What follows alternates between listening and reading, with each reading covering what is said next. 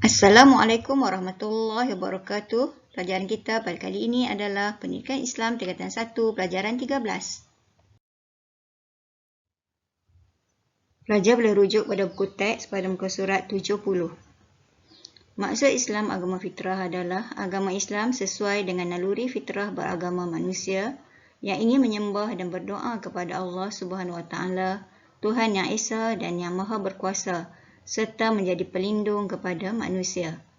Oleh sebab itu, setiap bayi yang lahir berada dalam keadaan fitrah, iaitu mengakui kebenaran tauhid, namun suasana pembesaran dan didikan ibu bapa menyebabkannya berubah kepada agama lain. Akhirnya, dia terpesong daripada fitrah asal kejadian sehingga menafikan kewujudan Allah atau menyekutukan Allah. Mengapakah kita perlu beragama? Fitrah kejadian manusia mengakui keperluan beragama.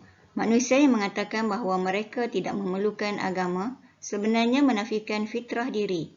Bukti manusia memerlukan agama terletak pada diri manusia. Contohnya, apabila manusia berada dalam kesusahan dan penderitaan, mereka pasti akan segera mencari Tuhan untuk memohon perlindungan dan bantuan. Selain itu, bukti sejarah juga menunjukkan bahawa rumah ibadat pasti dibina dalam setiap kota. Allah Subhanahu Wa Taala adalah Tuhan yang sebenar. Tiada Tuhan lain selain pada Allah Subhanahu Wa Taala. Allah mencipta seluruh makhluk dan mentadbir seluruh alam. Sesuatu yang lain selain pada Allah seperti semangat dan berhala hanya rekaan manusia semata-mata. Mereka juga makhluk Allah seperti manusia. Hanya Islam agama yang benar dan sesuai dengan fitrah manusia. Allah Subhanahu Wa Taala mencipta manusia dan seluruh alam. Oleh sebab itu, dia tahu perkara baik dan perkara yang buruk yang perlu dilakukan oleh manusia dan alam. Maka dia menetapkan peraturan tertentu sebagai batasan dan panduan yang perlu dipatuhi. Namun Allah tetap memberikan jalan keluar untuk membenarkan kehendak fitrah manusia disalurkan dengan cara yang baik. Antaranya, Allah melarang berzina untuk menjaga nasab keturunan, tetapi membenarkan perkahwinan. Contoh lain adalah Allah melarang riba untuk menghindarkan penindasan, tetapi membenarkan pinjaman, gadaian dan jual beli. Contoh seterusnya adalah Allah SWT melarang minum arak untuk menjaga akal, tetapi membenarkan minum pelbagai minuman lain yang halal lagi berkhasiat seperti jus. Hanya Islam agama yang benar dan sesuai dengan fitrah manusia. Contohnya, Allah SWT melarang judi, rasuah dan mencuri tetapi mewajibkan zakat serta menggalakkan amalan sedekah untuk membantu orang lain. Islam agama yang benar dan diridai Allah SWT. Allah membuat pengakuan dalam Al-Quran bahawa hanya Islam agama yang benar dan diridai. Allah menjelaskan hal ini melalui firman-Nya, A'udzubillahi minasyaitonirrajim. Al-yawma akmaltu lakum dinakum wa atmamtu alaikum ni'mati wa raditu lakumul Islam madina. Surah Al-Maidah ayat 3. Maksudnya, pada hari ini aku telah menyempurnakan bagi kamu agama kamu dan aku telah mencukupkan nikmatku kepadamu dan aku telah redha Islam itu sebagai agama kamu. Jadi amat rugi manusia yang tidak tetap dengan agama Allah kerana segala amalannya tidak akan diterima di akhirat kelak. Ini berdasarkan firman Allah, A'udzubillahi minasyaitonirrajim. Wa man yabtaghi ghairal islami dinan falan yuqbala minhu wa huwa fil akhirati minal khasirin. Surah Ali Imran ayat 85.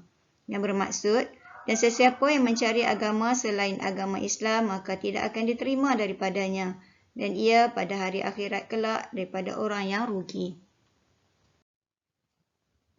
Kebenaran Islam sebagai agama fitrah yang benar dan diridai oleh Allah dapat dilihat apabila Islam sesuai diamalkan oleh semua bangsa pada semua tempat dan zaman. Islam memenuhi segala keperluan fitrah manusia untuk kebahagiaan dunia dan akhirat. Ajaran ini bersumberkan Al-Quran dan Hadis. Pedoman ini memastikan manusia tidak terkeluar daripada landasan fitrah manusia. Antara ciri Islam sebagai agama fitrah adalah Rabbaniyah, Syumuliyah, Waqi'iyah, Alamiyah dan Ukhrawiyah. Apakah yang dimaksudkan dengan Rabbaniyah?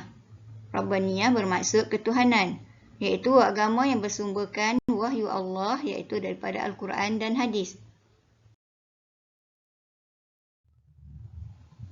Syumuliyah pula bermaksud lengkap, agama yang lengkap dan memenuhi semua keperluan hidup manusia.